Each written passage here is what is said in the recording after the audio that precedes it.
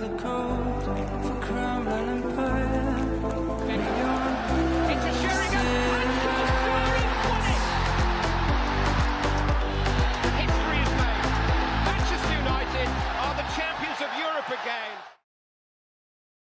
Hi, I'm Vince. Welcome to This Is United podcast, where we talk everything at Man United. I'm here with Alex. Hello. What have we got coming up, Vince? We've got a few things coming up. We're going to talk about our performance yesterday in the Community Shield. The performances, especially of Rashford and Onana.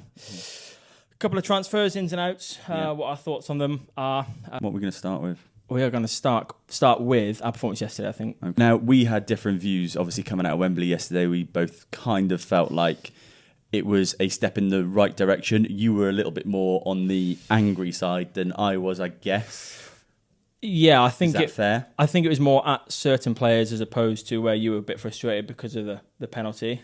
I think that's where our angers lay. Like, you weren't so fussed on the Rashford chances that I was. Yeah. I said to you before the game, before going into the Community Shield, I said I am happy with something that gives us a resemblance of a team that I can get excited for. I can get excited by this season. Whether that means that we end up losing the game or, you know, we end up getting a draw, which we end up actually drawing the game. I just wanted to see shoots. I wanted to see signs of a performance, and I think we got that to a certain extent, particularly defensively. I agree. I thought as a whole on the game, I thought we were very good. Mm-hmm. I know Martinez had a tough time out on the left at the beginning. We went centre back and he was phenomenal. And the defensive unit worked really well. I wouldn't say necessarily we controlled the game, but I didn't think at any point in that game were we going to concede a goal. Yeah, I didn't feel like we were playing against Man City. You know, when normally we play against City and it's like, this could be 3 or 4 if they take their chances. It didn't feel like that. And actually, we grew into the game. The first opening sort of 10 minutes was really difficult for us. But I think any team's going to find it difficult against that City team. They kind of, they absolutely saturate you. They take all of the possession. They push you back. They press you so high. And we were really struggling with that. Yeah. I think after about 20 minutes, we grew into the game. And after that, I thought we were probably arguably the better team. I agree. I looked back at the stats, which is difficult because if you didn't watch the game, obviously we were there, first of all. So if you didn't watch the game, you look at the stats and it says City controlled the game. It's not how it felt at all, was it? No, it didn't feel like that. Obviously, they were without their biggest and better players. Rodri, De Bruyne, I think those two start, and it's probably a different story. So granted, yeah. Walker, Silva, there's a couple in there. Foden, the big name. But they still played quite well. We were really impressed with Rico Lewis and Oscar Bob, weren't we? Rico Lewis is legit, isn't he? They looked special, didn't they? Yeah. And we had some of our better players on, and Dalot really struggled. Dalot really struggled against Doku for quite a lot of it. But again, I think he grew into the game. I think there was a lot of pressure for certain players, especially Martinez playing out of position. I think Dalot coming into a new season, he's probably not had a lot of pre-season, has he? Didn't do Euros. Played one game at the Euros, I think, as well. I just feel like it was a game that I can take positives from rather than... And my biggest fear was turning up, going to Wembley, getting beat comfortably and walking out thinking, what are we going to expect this season? Another, 38 games of dross. Yeah, I think it was nice to walk out, even though we got beat, and I was frustrated, as most fans were. We walked out and thought, we had a good game there. Yeah. We spoke about it once we calmed down. We played well. I do want to talk about Onana, because I don't think Onana is good enough. From what I saw yesterday, he was slowing down the play and passing it around the back. When the ball went out of play, he'd go and get the ball from his towel from the opposite side and walk to the ball, even though we were on top at those times in that game, and he would just take his time. And I was like, get on with it. We're on top here. We're playing well. And then how many times did we see Rashford? I'm sure you all watched. How many times did you see Rashford running behind? And not once did he attempt to find him. And all of a sudden, in the 88th minute, we're 1-0 up, and he decides to not keep the ball, which he's done all game, and play slow football, but to lump it up the pitch. And what happens? We go and concede. Yeah. Control and manage the game. I think to push back a little bit on the Onana thing, I'm not saying that I think he's the best goalkeeper ever, and I think there are questions to be asked, definitely. In terms of taking his time when it's goal kicks, I did think about that, and I thought, why is he doing that? It's because he's trying to set or allow the team to set. So the more time he allows each player to get into position, we know we're going to be pressed high by City. Yeah. Each player needs to be bang on their position. I think Ten Hag works on that in training. For sure. In terms of getting a team in a position to play out from the back. So I think that gives all the players enough chance to take a breather, get back into position, and then start play again. Did we do it well? No. And should he have been knocking it long in the last minute the way he did? Even when you say the positions, he wasn't finding the correct players in the positions. The balls were going out of play. Look at the 2 balls he played up to Sancho at the end of the game. Yeah, knocking it long to Sancho was madness for me. He can't control the game. And then let's talk about his penalty routine. Obviously, he saved Bernardo Silva's penalty, which was, amazing at that time. A relatively straightforward penalty. But what is this, standing over the other side of the goal? The arrogance you've got when you're not performing. And it's psychological, and he's trying to get in the player's head. So he's trying to gain an advantage. What he does do, if it doesn't work, is make himself look very stupid. And that Haaland penalty, I don't know if you've watched it back, from where we were sat, it just looked like he rolled it in. Smashed it in. He rolled it into the exact corner that Onana was showing him that he was stood, and went the other way, and it just made him look like a complete knobhead. Yeah, to be honest. Which is what is he getting? I don't understand what his mindset is, and I know other fans will be loving it because he's a typical mourner, and when you're a mourner and things aren't going great, he's the first person they will jump on. Yeah. So for me, I do worry about him. And then we've obviously spoken in the last episode about Rashford. He does worry me a lot. I mean, he had a lot of things better yesterday. He was tracking back, he was running, he gave his all, but missing those chances are worrying. They were chances that... 2 really good chances, I'd expect, and I wouldn't want probably anyone else in the team in those positions other than him, to be honest with you. Yeah. And I think... So, what does that say? That says that we still believe he's got the ability to put those chances away, but maybe it was just an off day for him. But how long can he keep having off days? And when we get back to Fulham on Friday, is Ten Hag going to start him? Because I'd want Garnacho and Ahmad after those performances. There's no doubt Ahmad has to start. For sure. And I thought Garnacho came on and played brilliantly. Yeah, I thought Garnacho was really good. I don't think Garnacho will come out of that side, which I think we're going to see our player that we're tipping to have a great season will be the one who will fall short, and that will be Ahmad, because Ten Hag will start Rashford, which will really frustrate me. And you got Ten Hag in, Ten Hag out. You were Ten Hag out. I was Ten Hag in. I was happy to keep him. Can I just say, on the Ten Hag out and the managers out and things like that, I'm not going to be sat there on social media blasting away constantly like a Mark Goldbridge, like any of these so-called fans, supporters do. I'd sit there and go, this is my opinion. I don't think he's necessarily the right man for the job, but I'm going to support everything he does because he's Manchester United manager. Yeah, of course. I want him to do well. Yeah, I don't care whether I'm right or wrong about it. I want him to do well. So I won't say, Ten Hag out, Ten Hag out. I say, well, look, he's not doing what he should be doing. He's not got the team playing the way he should be. And there's a lot of questions. Yeah. There's a lot of questions. I just feel like with the players he can get in, and the football that he can, sometimes it does, like we played a few good possession passes with the ball yesterday, kept the ball well. Some of the passes we put through, for instance, the goal that we scored from Bruno was lovely. Then the Rashford chance. We're playing decent football. So I think there's a manager in there that can do something. It's just whether or not the big players like Rashford can pull themselves together, and whether or not he gives people like Ahmad a chance, because he's been the best player pre-season. He was arguably the best player on the pitch yesterday for the time that he was on there. City fans were players were dropping off him. They didn't want to go near him. They didn't want to touch him. I said to you at half-time, I noticed a big change in Gvardiol was dropping completely off Ahmad, did not want to get anywhere near him. And I think Ahmad was really taking advantage of that for a long period of the first half. Second half, Pep's obviously got into him and said, get tight to this kid because you can't give him a yard of space. That did gave Ahmad a little bit of thought, but after that he kind of figured it out and he was back on it again. And then to see him come off was a bit disappointing, but it's Community Shield, we understand. Of course, players are getting minutes more still. time. And then we've got Bruno's performance. I thought Bruno was phenomenal. Bruno's just signed contract extension, and it's probably the best news of the season. Oh, it's better than a signing. He's our best player. Yeah, for sure. You could see that yesterday just watching. Yeah. Sometimes when you watch the TV, you can't quite see the entire pitch. Sitting at the stadium watching it yesterday, you can just see he's miles ahead with his brain, the way he moves, the runs he makes. It's just next level for us, and without him we would be in trouble. We left the ground saying if Bruno Fernandes was in any other team in the world, we'd be talking about a world-class player. Because he's at Man United, because we're on that trajectory. That's where we're probably going, oh well, he's just in the bracket below. He's not. No, he's right up there. Yeah, for sure. Transfers. So when we were sat there yesterday, obviously we got to the ground coming into Wembley, and we got notifications on our phone that we've signed De Ligt and Mazraoui. Mazraoui, yeah. Mazraoui. happy with the signings, but I just thought it was a weird timing. They're going to miss the start of the season.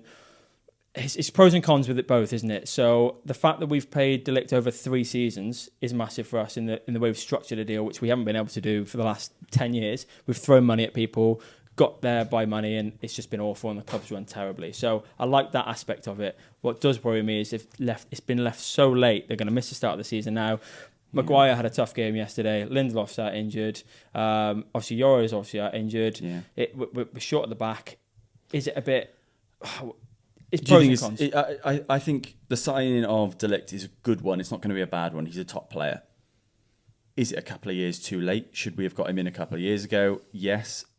His confidence obviously is going to be massively knocked, and he's not getting a game at Bayern, and Eric Dyer's playing ahead of him. Which is mental. But then I will say, when you watch Bayern, Kim Min-jae, one of the best centre-halves in the world, is also not getting a game. Yeah, he couldn't get in, could he? So does that mean Eric Dyer's better than both of them? No, I don't think so. So what I think it is Matthijs de Ligt needs a fresh start. And I think it's one of those where he comes to Man United and hopefully that fresh start becomes the rock and they build a defence around him, because we have got all the makings. And do you know what? That game yesterday, in terms of defence, we were really good. Yeah, we just needed another ball-playing centre-back, didn't we? Because Maguire struggled on the ball. Yeah. Obviously, Martinez couldn't play out the left. But if you've got Martinez, De Ligt, Shaw, Dallo or Mazraoui, keep all of those fit, I think we're okay. I think our defence is sorted. Yeah. A bit of good news. Every team De Ligt has gone to in his first season, he's won the league. He came through the youth Ajax, first time in the first team, won the league. Moved to Juventus, first season, won the league. Moved to Munich, first season, won the league. I think this is the first time he's moved to a side where they aren't good. We aren't good, yeah. And that's probably going to be where that run's going to end, because blind faith. Remember, look, I am happy to throw all my eggs in one basket and say United are going to do 4th, 3rd, 2nd, whatever. I don't think after yesterday it's put me in a negative headspace, but I am a realist. I said to you, we do a fantasy football day one where we pick a team, pick some players, and we keep them there for the whole season. I had some Man United players in there, and I'm telling you now, those Man United players are no longer in there. You took them all out?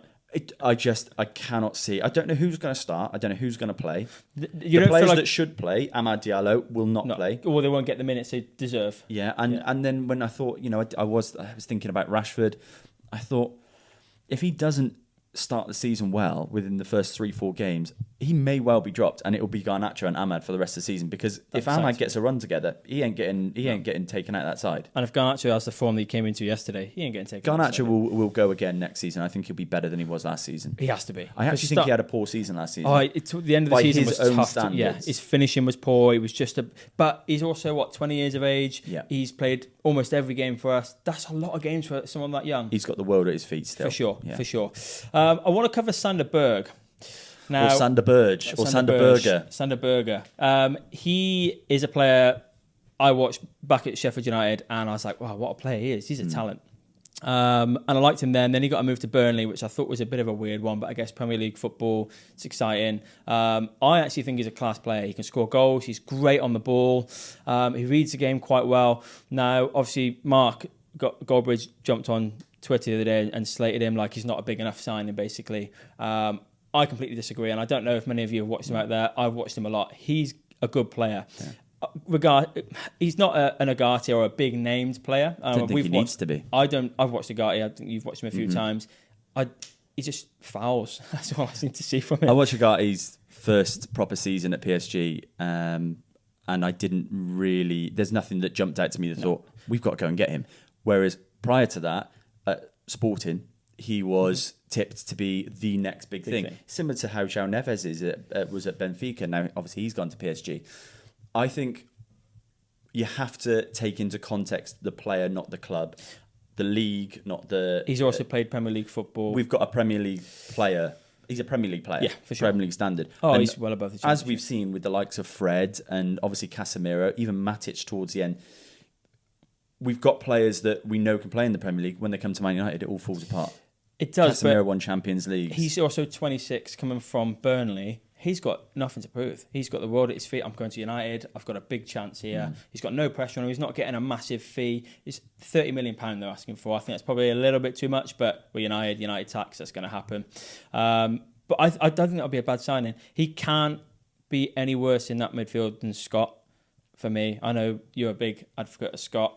I am not. He hides. He doesn't pass very well. Yesterday was a bit unfortunate. The ball came to him pretty quick and it went through his legs and he had a decent chance. He had a difficult couple of minutes yesterday. Yeah, I don't think necessarily Scott's a bad player. I think if you stuck him in a Palace or West Ham, I think he'd be one of the best players there.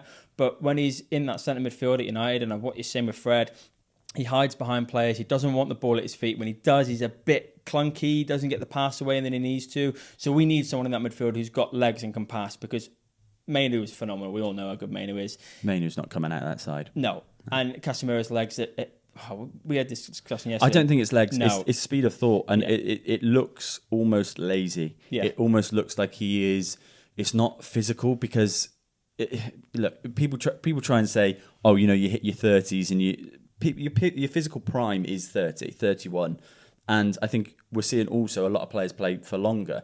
I don't think it's a physical thing with Casemiro. I think it's a psychological thing. And the reason I think that is because a lot of the times he's caught on the ball or he's caught too far up. He doesn't know his position well enough. And that's from a guy who's won multiple Champions Leagues at Real Madrid. He's never been the main focal point, though, is he? He's never been asked to get around the pitch to the same degree as what he's going to in the Premier League. With our press as well. Now we're pressing from the front. We're playing 4 up top. Mm-hmm. We're pressing from the front. That's leaving a lot of pitch to cover for Mainu and Casemiro. Mainu, for me, doesn't have the legs to cover that much. No. That much. I don't know if there's a single player in the world that has the legs to cover that gap in midfielder. Even he would struggle. I think he'd be all right. He's got legs. Oh, no, it's a situation that is a coaching situation that needs to be addressed, and it's not a player situation. That's my belief. I think you play Scott in any midfield, like you said, because he's got the right coach who's not going to leave a giant gap between the press at the front and the back four, who, let's be honest, haven't got the legs to get back, with the exception of Dalot. It needs to be addressed, and that is that midfield. It's not a player or a player profile situation. I think it's a coaching situation, and it needs to be addressed. I do think...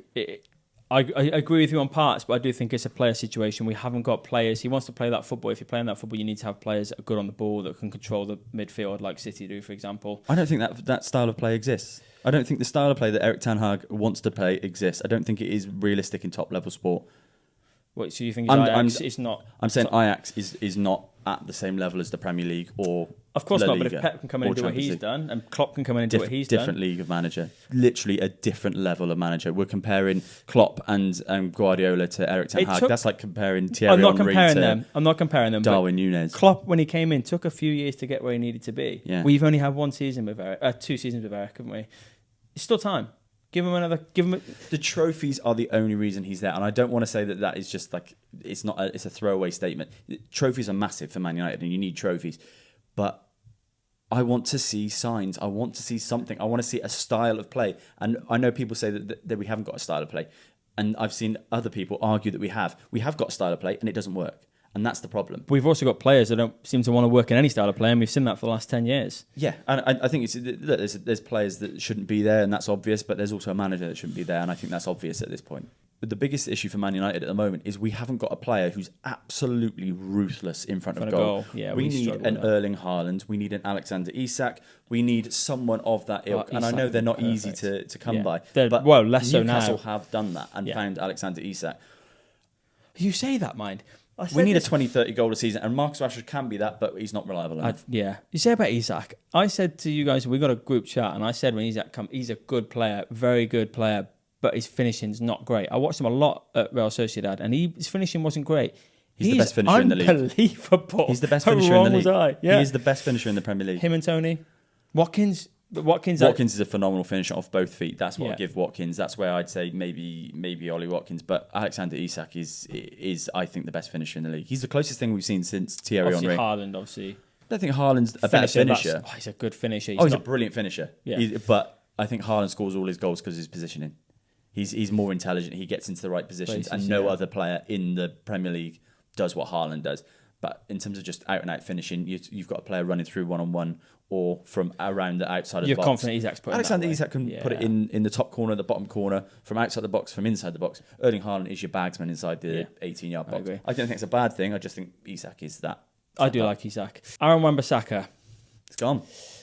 how does that make you feel? I'm gutted. I loved Darren. I thought he was brilliant. Gave absolutely everything for Man United, and I think he's a victim of the downturn in form of the side. I'd say nobody has particularly shone in this Man United side under Erik ten Hag or under previous managers, actually. But since Aaron Wan-Bissaka came, he was asked to up his level in terms of on the ball. He did that. 100% he did that. Oh, from the beginning to the end. I only think the reason why he's been let go is because we're expecting a fullback who can contribute in terms of goals, assists, getting balls in and things like that. Which is his, unfortunately for him, downfall. He's never going to do that. Because you can guarantee when we play West Ham next season, he's going to destroy us. He'll have the game of his life. Yeah, you can guarantee it. Because he's still, and I think he's really unlucky to have never been called up to that England side. I think it's one thing that it's a blind spot from Gareth Southgate. I think it always was that he never called up Aaron Wan-Bissaka because I think he's more than capable. No, I agree. Like, especially defensively, if you've got a 1-0 lead and you're playing a big team, there's no better right back in the world. I don't think you'd want to put on to cover that right hand side. It's a misconception that he's bad on the ball as well. I will argue with anyone. Did you watch the preseason game against Liverpool? He's super press resistant. He's brilliant. If you're pressing Aaron Wan-Bissaka, he very rarely gives the ball away. He just doesn't have that end product in terms of a forward That's what I was going to say. Yeah, it's like you see Dalot whipping a ball. He'll play it at the right time, the right area. With Wan-Bissaka, it's all a case of let's just get it in. Yeah. Unfortunately, Now for me, we were talking earlier about the transfer fees and how the deal was structured for De Ligt and things look good. How the hell have we let him go for 15 million? That's ridiculous. We're a joke. 15 million pounds for 26. Yeah, I know he's got a year left on his contract, but 15 million quid. That's a bargain. If you're West Ham, you're laughing. You've just paid. Well, Fulham have just paid 35 million for Smith Rowe. Barely played last season, and we can't get 30 million for a very, very good established Premier League right back. Yeah, I said to you yesterday when I think the deal got announced, I wouldn't be surprised if we're paying half of his wages still and all the rest of it. Because look at the Greenwood deal. We end up having to pay Getafe to have him. But I think about it logically. I think we said this yesterday with that deal. Nobody wanted to take him. It was a risk to touch him. So people wanted to take him. Yeah, but they can't. The fans wouldn't allow it. Clubs wouldn't allow it. So I think we've just done. Yeah, they know what they're doing. Yeah, but that's because we've been run so poorly for so many years. Who is in those negotiations when they're sat there and they're saying, "Yeah, we'll take your player, but we're going to expect this much," and going, "Yeah, go on, and we'll agree to it." Yeah. Stand your ground. Understand that in Mason Greenwood, for example, you've got one of the brightest young talents in the world. Whatever comes with it, you're already in that negotiation. Yeah. If Getafe are there, they're there for a reason. They want to take him. Yeah. Stand your ground and say, well, we've got two other clubs that are looking at him. You either take him or you don't. Okay, that's fine. Don't take him. We'll just stand your ground. Negotiate better. They've played the man, and our man was obviously clearly weak. And we always have been. It's why we overpay for everyone, why we get underpaid for everyone we let go. And again, this Aaron Wan-Bissaka deal, we think Ineos are going to come in and blitz all of this and it's all going to be completely different. It's not. It's the same shit over and over again. And we're in the same position where we're letting one of the, like you said, one of the better right backs in the Premier League go for 15 million quid. Yeah, I think it's a disgrace. I think it's an absolute disgrace. It drives me nuts. Liverpool would be getting close to 50 million for that. Well, how much did they just get for Fabio Carvalho? Was it 27? So I think it's 20 million plus 7 million add-ons. Barely played. It's an absolute outrage, and I think that is one of our biggest problems. You think going back, maybe you don't get as much for a player, or you pay a little bit over. Now with the FFP and the way everything is structured in terms of your finances, Man United cannot afford not to have the top level negotiate in terms of these deals. We need someone in there who's going to stand firm and be like, well, no, we're Man United. We are the big boys here. We don't need to pander to you. Yeah. I think what's happened, the only logical reason, which is not even logical, is they've wanted a new right back. It's collateral. We just get him off the books. He's probably on a decent amount of wages. We'll get our signing in who we want. But that shouldn't be the case. No. Not when you're selling a player like that, because he'll have a banging season at West Ham next season, and also they'll be worth triple that. He allowed us to get De Ligt and Mazraoui through the door. I'm assuming that's how it worked, because there's no coincidence that both the deals kind of happened in Scott inside 24 hours. Scott fell through as well. So I think they have gone, right, okay, we need to get these wrapped up from Bayern. We're just going to take the deal from... But was there not anyone else in for Wan-Bissaka for more than 15 million? I think we're impatient. We need to get things moving. Yeah. We're going to be in the same position we were last season. This should be a structure. We come out of the blocks really well. And then it's just... But did we? I think we spent too much money. Yeah, I think we spent too much money. Is Xerxes a good sign? We have no idea. Like, we both watched plenty of Xerxes last season in Serie A, but does that mean it's going to translate into a top-level Premier League player, which is what we need? Yeah. We don't know. So... everyone gets excited about Ineos and this new regime and all this. I'm seeing a lot of the same signs as last time. Let's finish on some positives then, because there are a few negatives in there.